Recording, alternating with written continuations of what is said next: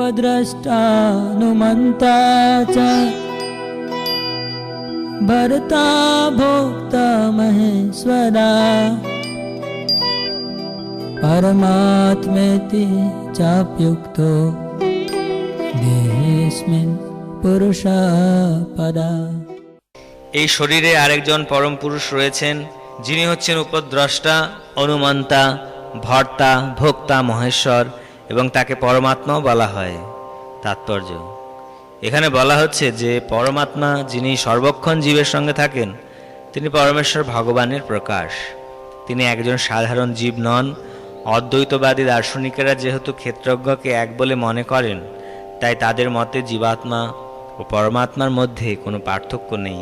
সেই পার্থক্য স্পষ্টভাবে বোঝাবার জন্য ভগবান এখানে বলেছেন যে তিনি পরমাত্মা রূপে প্রতিটি দেহে বিরাজ করেন। জীবাত্মা থেকে তিনি পৃথক, তিনি পর অর্থাৎ প্রপঞ্চাতীত।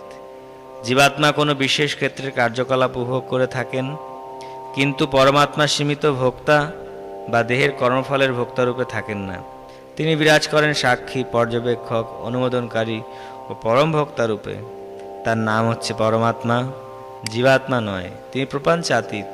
এখানে স্পষ্টভাবে বোঝানো হয়েছে যে আত্মা ও পরমাত্মা ভিন্ন। পরমাত্মার হস্ত, পদ সর্বত্রই আছে, কিন্তু জীবের তা নেই। যেহেতু পরমাত্মা পরমেশ্বর ভগবান, তাই তিনি প্রতিটি জীবের অন্তরে থেকে জীবাত্মার ভোগ বাসনাগুলি মঞ্জুর করেন। পরমাত্মার অনুমোদন ব্যতীত জীবাত্মা কিছুই করতে পারে না। জীবাত্মা হচ্ছে ভুক্ত বা প্রতিপালিত এবং ভগবান হচ্ছেন ভোক্তা বা প্রতিপালক। অসংখ্য জীব আছে এবং তিনি তাদের পরম সুহৃদ্রূপে তাদের অন্তরে বিরাজ করেন। প্রতিটি স্বতন্ত্র জীব হচ্ছে পরমেশ্বর ভগবানের সনাতন বিভিন্নাংশ এবং তারা উভয়ে একে অপরের ঘনিষ্ঠ বন্ধু। কিন্তু জীবের মধ্যে ভগবানের অনুমোদন প্রত্যাহার করার প্রবণতা রয়েছে এবং সে স্বাধীনভাবে জড়া প্রকৃতির উপর আধিপত্য করার বাসনা করে।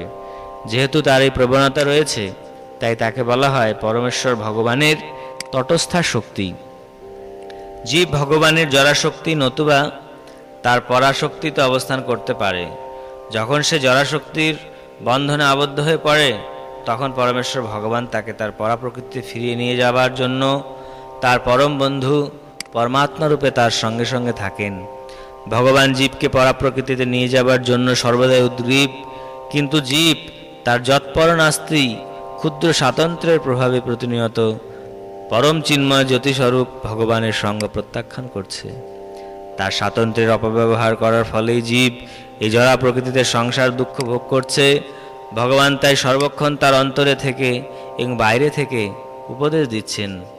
বাইরে থেকে তিনি ভগবদ্গীতার উপদেশ দিচ্ছেন এবং অন্তর থেকে তিনি জীবের দৃঢ় প্রত্যয় উৎপাদন করার চেষ্টা করছেন যে এই জড়জগতে তার কোনো কর্ম আনন্দদানের পক্ষে উপযোগী নয়। তিনি বলছেন, এই সব কিছু পরিত্যাগ করে আমার প্রতি বিশ্বাসভাজন হও, তাহলেই তুমি সুখী হতে পারবে। এভাবেই বুদ্ধিমান ব্যক্তি পরমাত্মা বা পরম পুরুষোত্তম ভগবানের প্রতি তার বিশ্বাস অর্পণ করে সচ্চিদ আনন্দময় জীবনের দিকে অগ্রসর হতে শুরু করেন। এবং বেত্তি